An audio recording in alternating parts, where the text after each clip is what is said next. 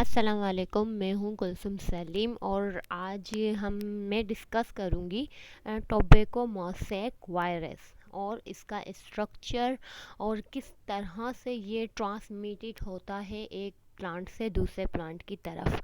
तो सबसे पहले ये आपको स्ट्रक्चर की जो दो फ़ोटो हैं, जो पिक्चर है नज़र आ रही हैं कि किस तरह से इसका स्ट्रक्चर होता है। ये रॉड नुमा होता है, यानी कि जिस तरह से एक रॉड होती है ना, ऐसे होता है ये बिल्कुल रॉड की शक्ल में और स्पाइरली अरेंज हुआ हुआ होता है। जैसे कि आपने एक देखा है, एक स्प्रिंग होता है, जैसे स्प्रिंग होता है ना, round two round spirally helix form में ना जो अरेंज हुआ हुआ होता है, बिल्कुल इसी तरह से इसका जो आरएनए है वो राउंड टू राउंड अरेंज हुआ हुआ होता है। सही है। और उसके साथ यानी उस आरएनए के साथ जो है कैप्सिड, यानी कि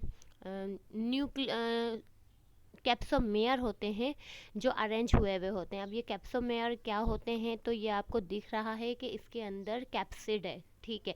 अब कैप्सिड से पूरी तरीके से ये कवर हुआ हुआ है डीएनए, लेकिन ये जो कैप्सिड के जो छोटे छोटे से आपको पार्टीशन नज़र आ रहे हैं कि ये किस तरह से बिल्कुल अंगूर की तरह से है ये।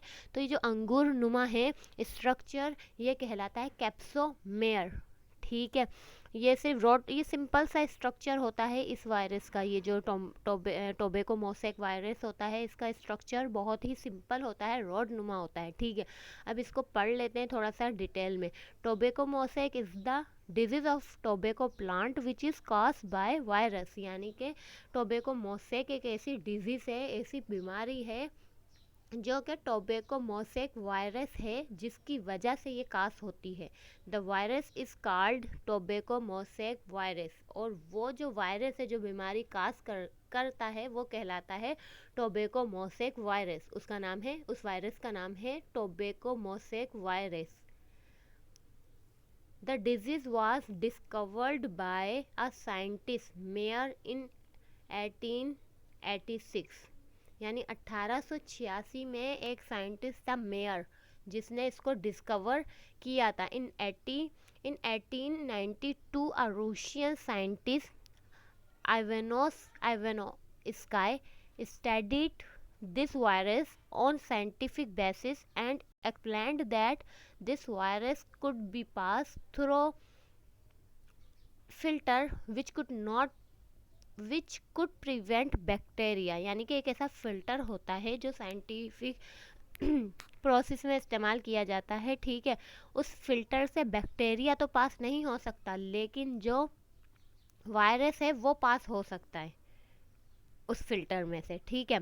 इसी तरह से similarly this virus attack tomato plants and cause the disease known as tomato mosaic, यानी कि ये जो प्लांट है टोबैको का, इसी तरह से अगर ये टमाटर पे ना अटैक करेगा, यही वायरस अगर टमाटर पे इफ़ेक्ट करेगा या अटैक करेगा, तो वो जो बीमारी है वो कहलाएगी टोमेटो मोज़ेक वायरस या टोमेटो मोज़ेक डिजीज़। ठीक है।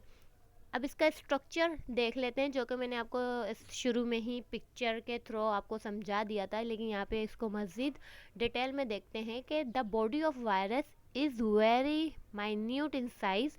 It's length is about 300 millimicrons, यानी जो वायरस होता है उसका जो साइज़ होता है बहुत ही ज़्यादा छोटा होता है, और उसकी जो लेंथ होती है वो 300 मिली माइक्रोन्स होती है।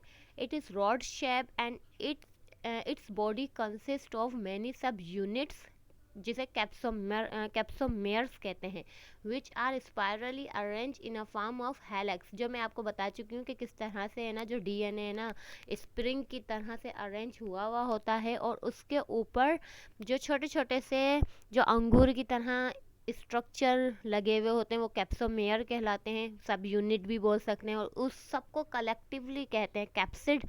और जो पूरा वायरस है उसके स्ट्रक्चर को हम रॉड शेप स्ट्रक्चर भी कहते हैं। इसी तरह से they are all alike and found around the RNA in a particular arrangement, यानी कि वो जो अंगूर नुमा स्ट्रक्चर है वो आरएनए पे बिल्कुल उसको सराउंडिंग में घूमे हुए होते हैं, बिल्कुल अंगूर की तरह। ये बोल रहे हैं कि सब एक जैसे ही होते हैं, अलाइक होते हैं, ठीक है। The outer shell of virus is very hard known as capsid, यानी जो कैप्सिड होता है वो बहुत ही ज़्यादा स्ट्रॉन्ग होता है। इसी तरह से the subunit are also very strong, इसी तरह से जो सब यूनिट्स होते हैं यानी कि कैप्सोमेयर होते हैं वो भी स्ट्रॉन्ग होते हैं। कैप्सोमेयर क्या होते हैं, जो मैंने बताया आपको, छोटे छोटे से अंगूर नुमा स्ट्रक्चर होते हैं, वो कहलाते हैं कैप्सोमेयर, और वो बहुत ज़्यादा स्ट्रॉन्ग होते हैं। अब symptom of disease, symptom of disease, इसके क्या अलामात होंगी अगर किसी प्लांट पे अटैक हो जाता है इस डिजीज़ का, तो कैसे हमें पता चलेगा कि इसको है ना टोबैको मोसेक है ना डिजीज़ घास हुई है कैसे पता चलेगा? तो इसके सिम्टम ये हैं कि the initial symptom of the disease are the curling of leaves downward and appearance of the chlorosis chlorosis in chlorosis disease white yellow and green spots are produced on the leaves, यानी कि सबसे शुरू में जब इस पे attack होगा तो सबसे पहले जो उस प्लांट के लीव हैं नीचे की तरफ जो डाउनवर्ड हो जाएंगे, सही है ना, कर्लिंग से हो जाएंगे घूमे हुए से नीचे के साइड, और उन पे क्लोरोसिस जो है अपेरेंस हो जाएगी। अब ये क्लोरोसिस क्या होता है, ये होती है एक स्पॉट से हो जाते हैं, निशान से बन जाएंगे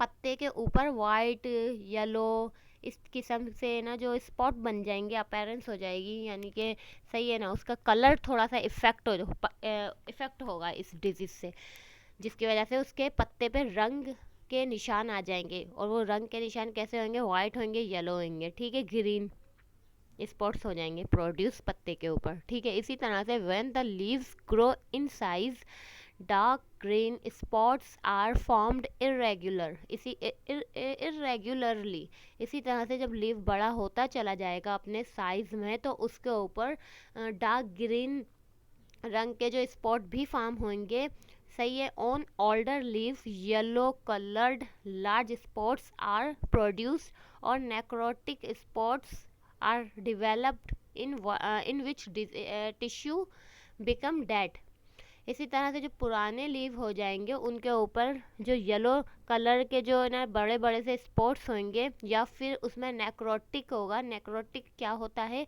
जिसमें उसके टिश्यू मर चुके होंगे, उस पत्ते के टिश्यू की डेथ हो चुकी होगी थी, ठीक है, उस प्रोसेस को कहते हैं, उस प्रोसेस को कहते हैं नेक्रोटिक।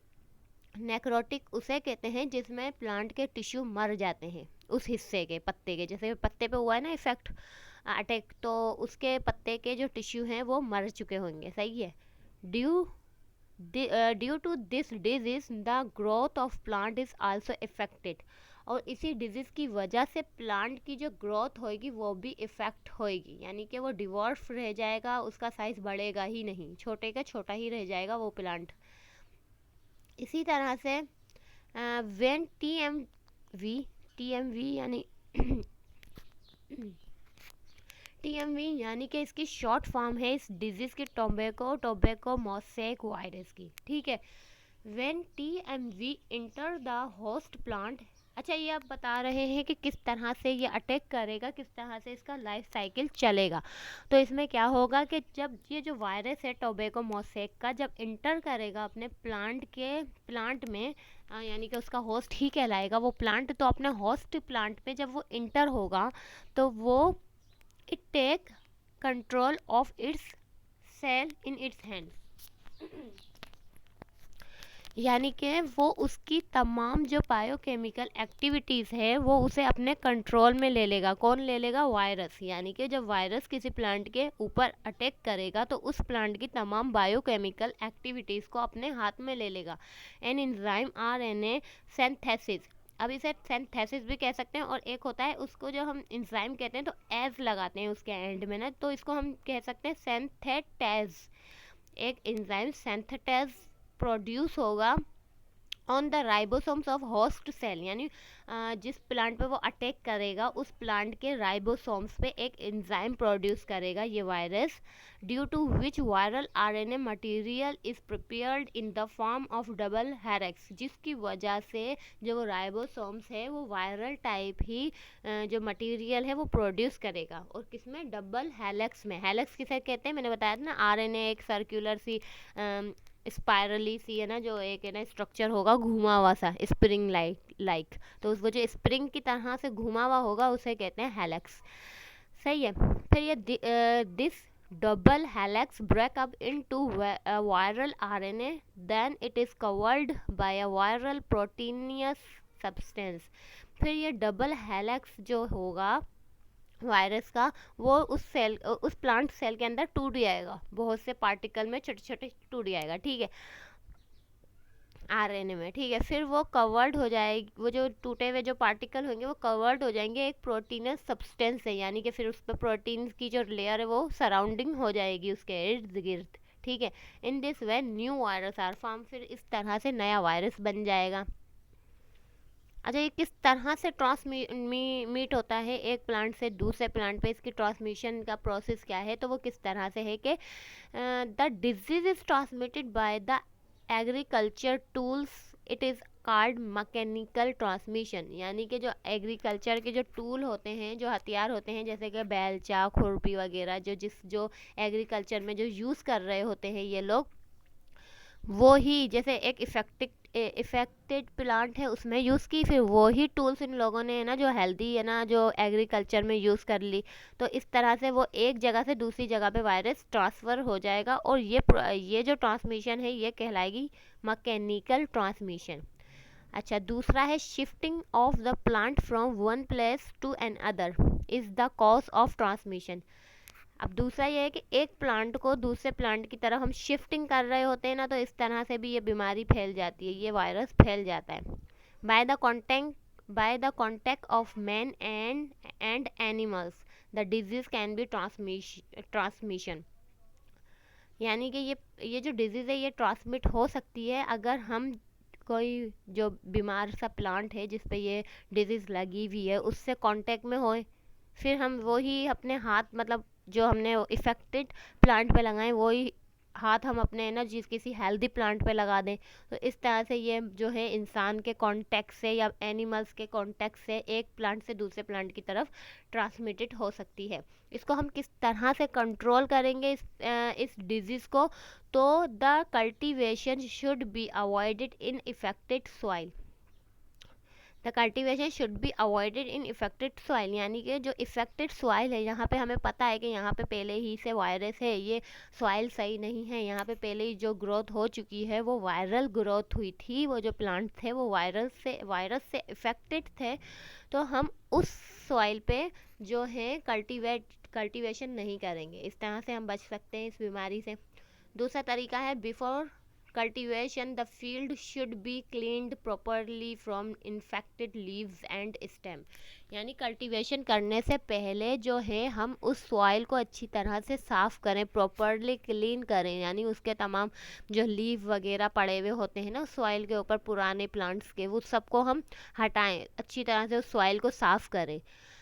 तीसरा है cultivation tools and hands should be cleaned by trisodium sulphate, यानी कि कल्टीवेशन जो टूल है उसको और अपने हाथों को एक है ना जो सब्सटेंस या केमिकल से है ना साफ़ करें, और उस केमिकल का नाम है ट्राई सोडियम सल्फेट।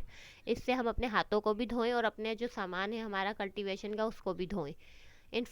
चौथा है infected plant should be collected and burned completely to avoid new infection, यानी कि जब एक सॉइल है जहाँ पे हमें पता है कि पहले ही जो है प्लांट है ना ग्रो हो चुके हैं और उन प्लांट पे वायरस मौजूद था, तो अब जब वो प्लांट तो ख़त्म हो चुके हैं हमने हटा भी दिए, लेकिन बोल रहे हैं कि अच्छी तरह से उसको साफ़ करें, जितने भी जो लीव्स वगैरह हो या कोई और जो भी सामान हो उसको हम जमा करें और उसको जला दें, जो भी इन्फेक्टेड सामान है जैसे पत्ते हों जड़ें हों अच्छी तरह से उसको कलेक्ट करें, पत्ते जड़ें, और उनको जला दें। पाँचवा है clean and free of disease seeds should be use to cultivate the crop, यानी कि जब हम कल्टीवेशन कर रहे हों तो जो हम सीड्स इस्तेमाल करेंगे, जो हम बीज इस्तेमाल करेंगे, वो अच्छी तरह तरह से साफ़ हो। सही है। डिजीज़ से मतलब साफ़ हो, उसमें कोई डिजीज़ नहीं हो, अच्छी क्वालिटी के हों और बिल्कुल साफ़ सीड हम इस्तेमाल करें अपनी कल्टीवेशन में। तो आज के लिए इतना ही। अल्लाह हाफिज़।